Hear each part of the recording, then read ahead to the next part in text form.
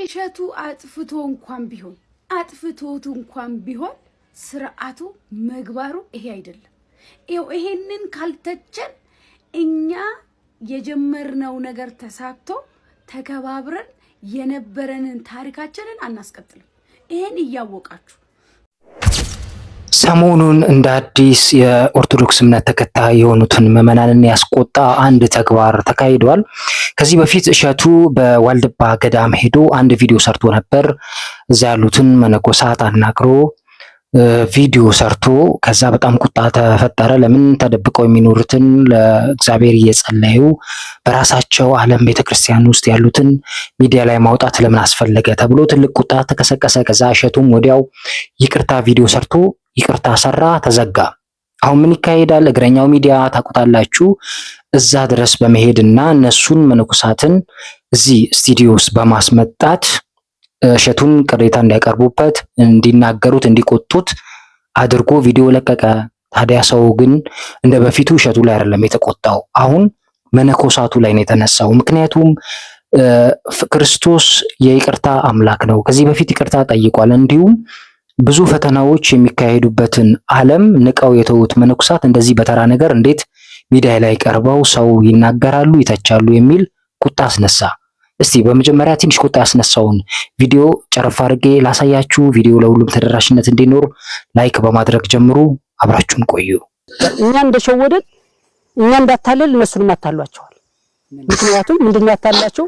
በርሶት ሚዲያ ምንድነው ብሎ የነበረው? አይ እነዚህ አባቶች ሲያስተላልፉ ስህተት ነው፣ እሸቱ ዋልባን ቀበር ጥሩ አይደለም፣ ጥሩ ነገር አልተናገርም፣ የሴት ገዳም ብሎ ማስተላለፉ በፍጹም ተቆጭተናል፣ እኛ በዚህ በኩል በጣም ተናደናል ብሎ አባቶች አስተላለፉ። በየትኛው መንገድ ገፍቶ በየትኛው አማርኛ እንዳሳመናቸው ግን አናውቅም።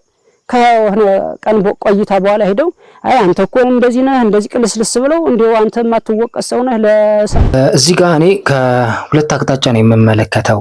እሸቱ ስህተት ሊኖርበት ይችላል፣ ይቅርታም ጠይቋል። ባይጠይቅም እንኳን እነዚህ መነኮሳት በገዳም ራሳቸውን ሰውረው ቀን ከሌሊት ጾም ጸሎት የሚያደርጉ ከሚዲያም የማይወጡ ነው። ግን አሁን ግን በሚዲያ ወጥተው አደባባይ ላይ እንደዚህ አንድን ክርስቲያን ወገንን ማሳጣት ትክክል ነው ብላችሁ ታስባላችሁ?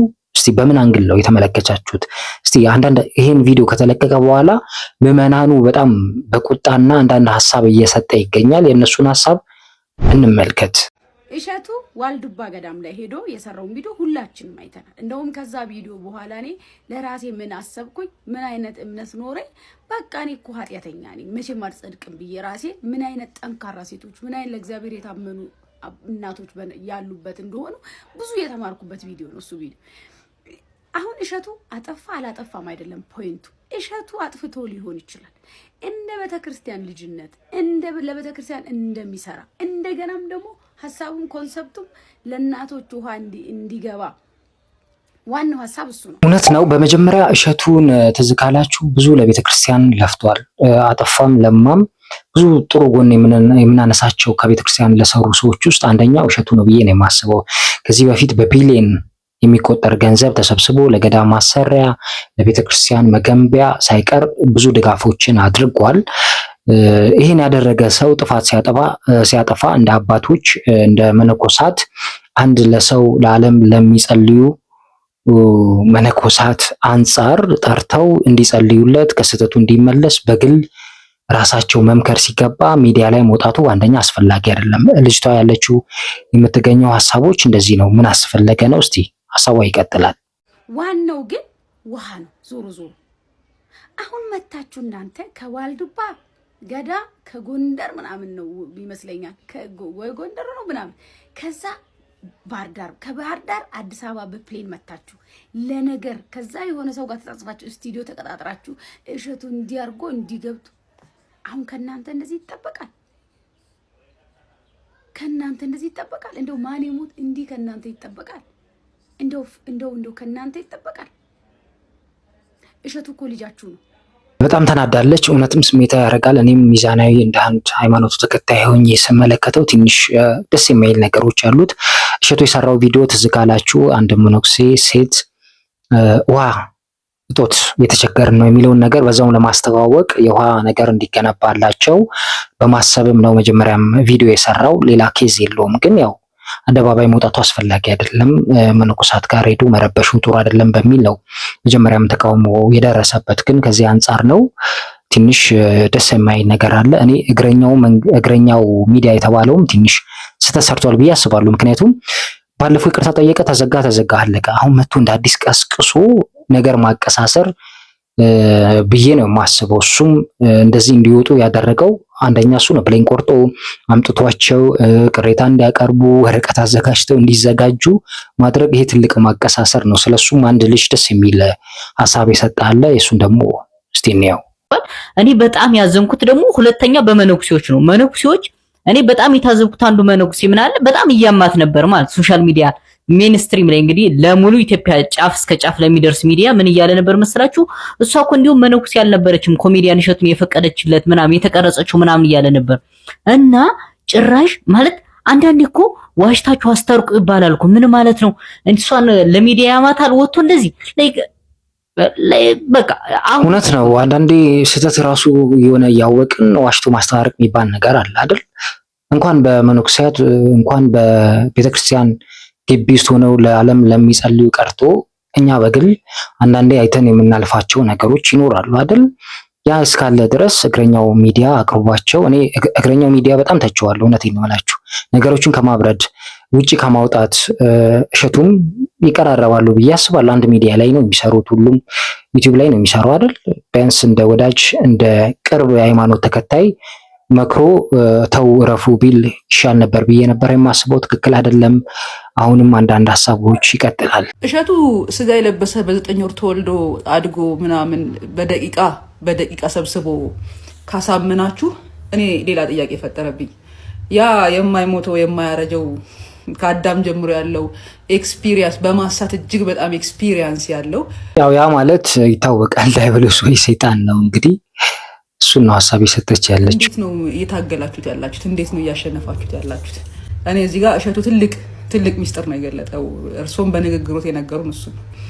በደቂቃ ነው ያሳመነን ካላችሁ ብዙ ነበራችሁ። ብዙዎቹን አንድ እሸቱ ካሳመነ እያንዳንዳችሁን ለየብቻ የሚፈትነው ያ እግዚአብሔርን ራሱ የሚፈትነው ከአጅሬ ጋር እንዴት ነው ያላችሁት ታዲያ? እንዴት ነው ፍሬንድ እየፈተናችሁ እየወደቃችሁ ነው ወይስ እያለፋችሁ? እሸቱ ከጣላችሁ እዛ አታልፉም። የምሬ ነው፣ እንደ ቃሉ ስናገር ማለት አታልፉም። እህታችን ያነሳችው ትንሽ ሎጂክ አንስታ ነው፣ በሎጂክ ነው ያወራችው። ምክንያቱም እሸቱ አንድ ግለሰብ አንድ ተራ ከተማ የሚኖር መጥቶ እናንተን በጸሎት ብቁ ነን የምትሉ መነኮሳትን በደቂቃዎች ካታለላችሁ ካሳመናችሁ እንዴት ነው ይሄ እግዚአብሔርን የሚፈትነው ሰይጣን ዲያብሎስ ደግሞ የምትቋቋሙት የሚል ሎጂክ ነው ያነሳችው። በእርግጥ ብዙ በመገዳም ውስጥ የበቁ አባቶች ለዓለም የሚጸልዩ ለእኛም የሚተርፉ በጣም ጥሩ አባቶች እንዳሉ እናውቃለን፣ እናምናለንም፣ ወደፊትም ይኖራሉ። ግን አንዳንዴ ደግሞ ስህተትም የሚሰሩ አሉ ብዬ አስባለሁ። ምክንያቱም አወራራቸው ራሱ የል ነው የሚመስለው፣ ስድብም ይኖረዋል አይመስልም። ይሄ ትህትናም አይታይበትም እና እኔ ልክ አይደለም። እናንተ እስቲ እንዴት አያችሁት? እግረኛ ሚዲያ ላይ ቀረበውን ትክክል ነው ብላችሁ ታስባላችሁ? እንደ ሃይማኖቱ ተከታይ እስቲ ገምግሙ።